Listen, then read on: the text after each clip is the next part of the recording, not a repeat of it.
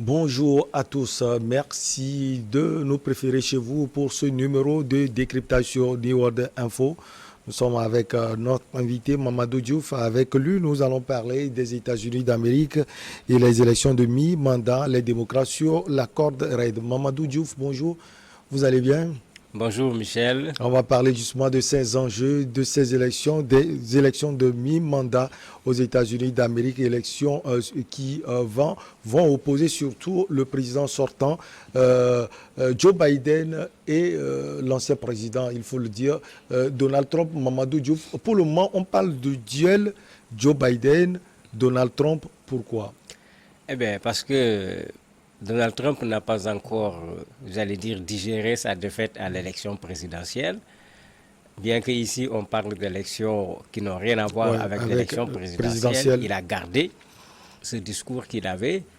Et si vous vous rappelez, immédiatement après, quand il y a eu les problèmes, il avait menacé de ne pas soutenir ceux parmi ses partisans qui allaient reconnaître la victoire de Biden. On en a parlé ici il y a 2 ans. Et ça a fait que certains qui trouvaient que quand même il exagérait étaient obligés un peu de reconsidérer les choses parce que même si Biden a gagné l'élection présidentielle, Trump a eu un score qui était vraiment extrêmement élevé, même s'il a perdu. Et cet électorat intéressant, ceux qui voulaient devenir députés, mais il est clair que beaucoup d'entre eux se sont fondus un peu dans ce Trumpisme pour pouvoir en profiter. Et on voit aujourd'hui qu'ils n'ont pas tort parce que quand on voit Trump, on a l'impression que lui-même, il est candidat pour devenir membre de la Chambre des représentants Il est au front. ou bien du Sénat. Il est vraiment au front. Mais ça se comprend parce qu'il y a un enjeu énorme pour lui. Il y a encore bien des dossiers qui ont été introduits contre lui en justice et certains risquent de passer par cet espace. S'il a une majorité là-bas, ça lui fera échapper comme il avait pu échapper pendant qu'il était président de la République à une destitution. Pour Biden, c'est le contraire. Les élections ont lieu à un très mauvais moment, ça il faut le dire, pas pour les États-Unis, mais un peu partout. Il y a un enjeu par rapport à la démocratie. On a vu comment Obama est venu prêter main forte en disant qu'il faut lutter pour la démocratie, pour la liberté, etc. Bien sûr, il parlait de Trump, même s'il ne le citait pas. Mais ça montre un enjeu intéressant dans des élections où, effectivement, le résultat des élections peut se transformer en tournant. Autant pour l'actuel président Biden que pour l'ancien président Trump. Et c'est pourquoi chacun d'entre eux est en train de mouiller fortement le maillot pour que les choses tournent de leur côté. Oui, vous l'aviez peut-être souligné, on parle peut-être de la méforme du Parti républicain, mais ça ne va pas forcément bien côté démocrate non plus. Non, ça ne va bien ni d'un côté ni de l'autre. Du côté de Trump, c'est difficile d'être un démocrate et de suivre la lancée de Trump. Alors que quand on dit États-Unis, on parle de démocratie, on parle de liberté. Donc même quand on est dans un parti, on doit pouvoir avoir une opinion totalement différente sans que cela nous pose aucun problème. Mais bien sûr, avec Trump, comme c'est un homme du privé, un homme d'affaires, c'est comme si tout est l'entreprise Trump. C'est lui à la tête, c'est lui qui décide, c'est lui qui prend tout. Ça fait que vous avez des gens qui ne sont pas d'accord, mais vu aujourd'hui sa notoriété d'un point de vue électoral, tous qui veulent rentrer d'une façon ou d'une autre dans ce jeu électoral sont en train de créer une sorte de compromission avec Trump. Au niveau de Biden, vous avez cette guerre en Ukraine qu'on a vraiment essayé de financer.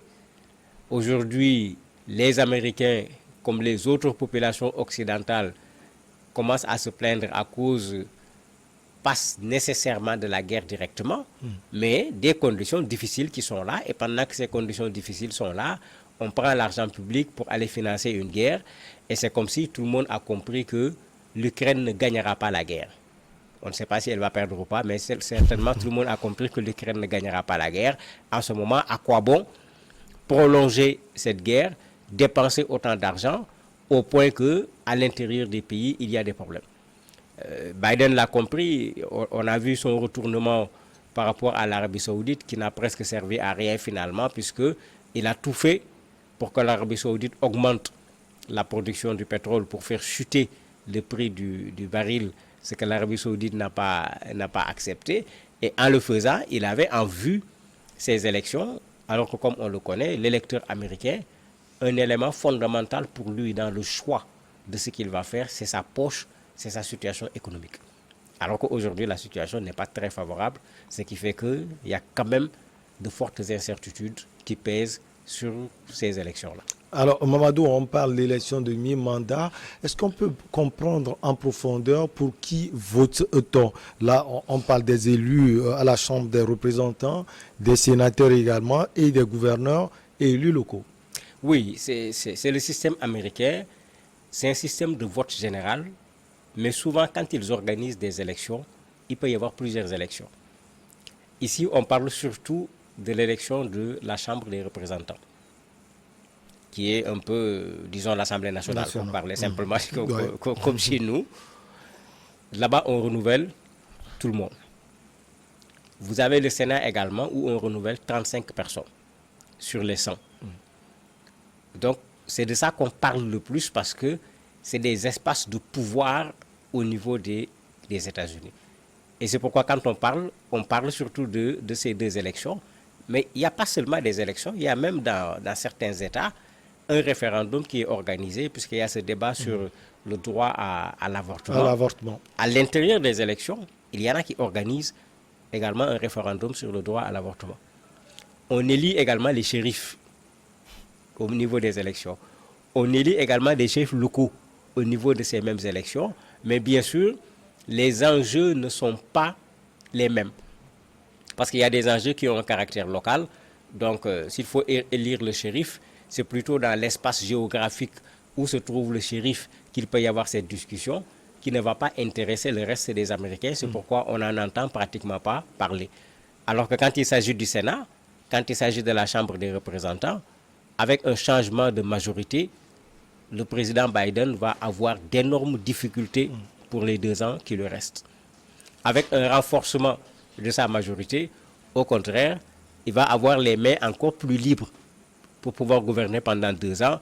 Donc les enjeux ne sont pas les mêmes. C'est pourquoi d'autres élections qui sont dedans sont un peu éclipsées par l'élection des représentants au niveau de la Chambre et des sénateurs. Alors, en 2 ans, beaucoup de choses peuvent changer, mais Mamadou, on dit que c'est un schéma pour les élections présidentielles à venir dans 2 ans.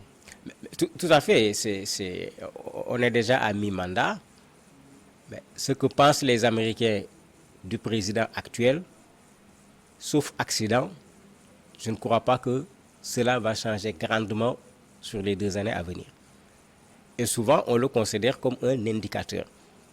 Ça permet de comprendre pourquoi Trump, qui lui veut encore revenir au pouvoir, même s'il ne s'est pas assis pour dire « je suis candidat », se bat avec autant de force dans ces élections où il ne va être ni membre de la Chambre des représentants, ni membre du Sénat. Pour 2 raisons.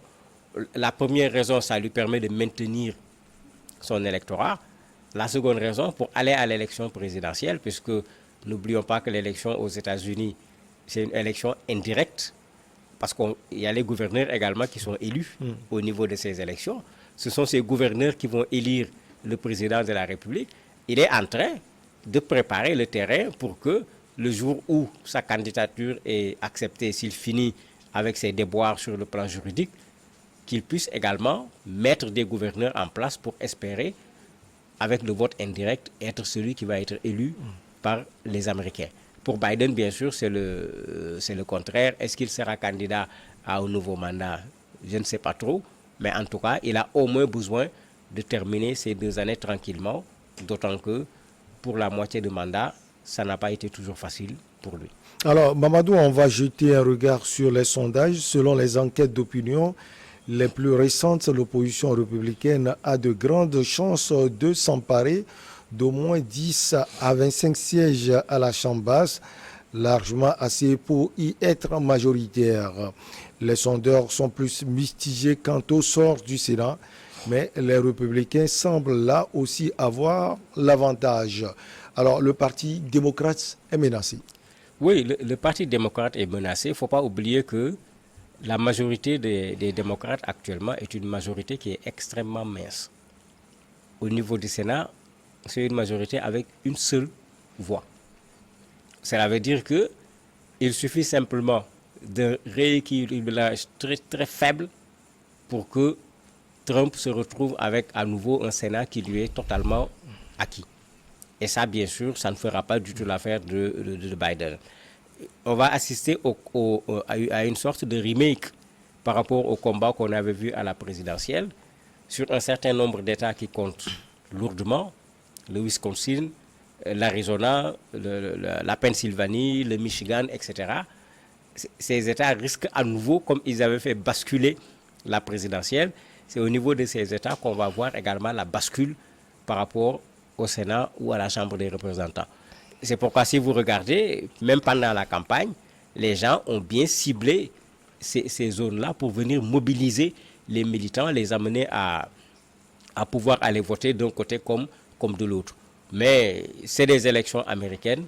Les sondages ne règlent jamais véritablement les problèmes. Il n'y a pas plus indécis que les Américains.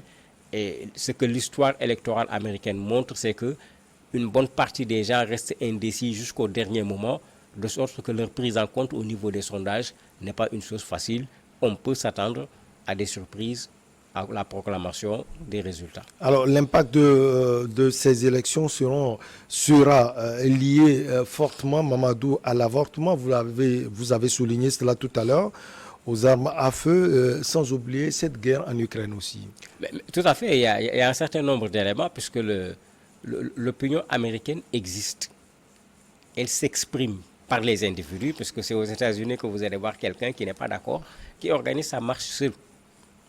Il vient, il fabrique sa pancarte, il vient s'asseoir pendant 3 heures de temps devant la Maison-Blanche pour montrer qu'il n'est pas d'accord. Donc les gens assument leur opinion.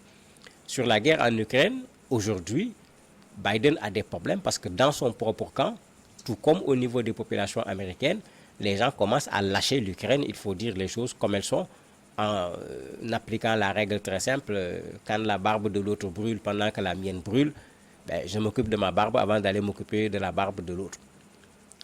Le deuxième élément, la dernière loi qui a remis en cause la question de l'avortement a créé encore un débat sur ce sujet, un débat qui n'est jamais épuisé d'ailleurs aux États-Unis. Et on a vu des États qui n'en avaient jamais voulu, qui en ont profité pour interdire à nouveau l'avortement. Mais ça, c'est le caractère officiel. À l'intérieur de ces États, vous avez des populations qui sont pour, vous avez des populations qui sont contre. Et ces populations risquent également, à travers leur vote, de marquer leur accord ou leur désaccord par rapport à l'avortement en fonction des candidats à la Chambre des représentants, des gouverneurs, en connaissant leur avis, bien sûr, sur cette question de l'avortement. Donc, ça sera un vote où vous avez aujourd'hui un certain nombre de questions qui sont sur la table.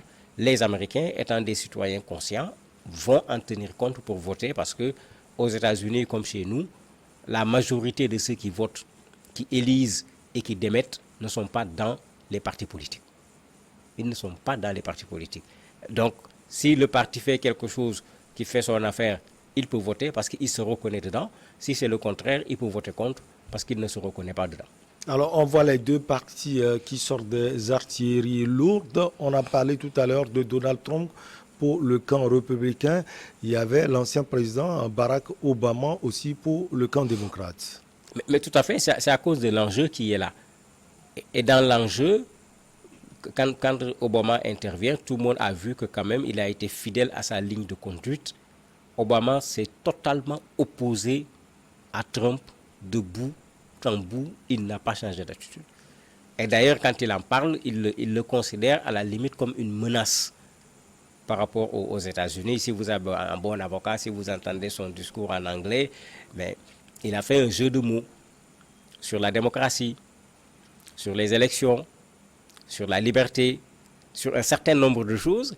Et à chaque fois, il le mettait en relation avec un discours ou une action de Trump qui va à l'encontre d'une telle chose et finalement Trump est présenté comme un danger. Mais comme on le disait au départ, Trump est particulièrement intéressé par ces élections, il a investi énormément, il s'est lui-même investi. Obama a raison de venir soutenir Biden parce que comme le disait Trump, l'endormi.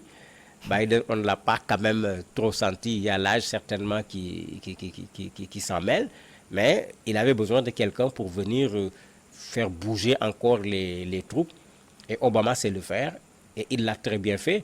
Et si vous regardez, il a choisi les États où l'enjeu était énorme. C'est de là-bas où il est allé effectivement pour prêter main forte pour que le parti qui est actuellement au pouvoir puisse ne pas perdre dans ces zones, parce que cette perte peut avoir des conséquences importantes pour les 2 prochaines années. On le constate, malgré ces revers lors des élections présidentielles, les récentes, malgré aussi ses déboires avec la justice de son pays, Donald Trump est toujours populaire. Oui, le trumpisme marche toujours, parce qu'il y a des sondages qui montrent qu'il y a des gens qui continuent à croire qu'on a volé les élections. C'est extraordinaire, mais malheureusement, ce n'est pas... On se moque souvent des Africains en voulant que ça soit propre aux Africains. La manipulation, c'est de la manipulation. Et Trump est un artiste en la matière. Vous avez vu, on l'a fait sortir des réseaux sociaux et tout, parce que finalement, ça en était de trop. Il piétinait même les principes fondamentaux d'un État comme les États-Unis. Mais malgré tout, malgré les explications, on est allé au tribunal, on a recompté les voix dans un certain nombre de circonscriptions, mais Trump a gardé son discours. Eh bien, finalement, à force de répéter la chose est devenue réalité chez un certain nombre de ses partisans, mais ces gens-là ont gardé cela à l'esprit. Et Trump n'a pas reculé également, même dans ces élections qui n'ont rien à voir avec la présidentielle. De temps en temps, il balance encore on lui a volé les élections. C'est lui qui a gagné les élections. Mais vous avez encore des gens, malheureusement, pour y croire, malgré tout ce qui existe comme arsenal pouvant permettre aux gens de vérifier l'information et de savoir que c'est faux. Mais comme moi je l'ai toujours dit, Trump a des adeptes, il n'a pas des militants. C'est totalement différent. Merci beaucoup à vous, Mamadou Diouf. On marque la petite pause et derrière on reçoit notre invité King Dodgero.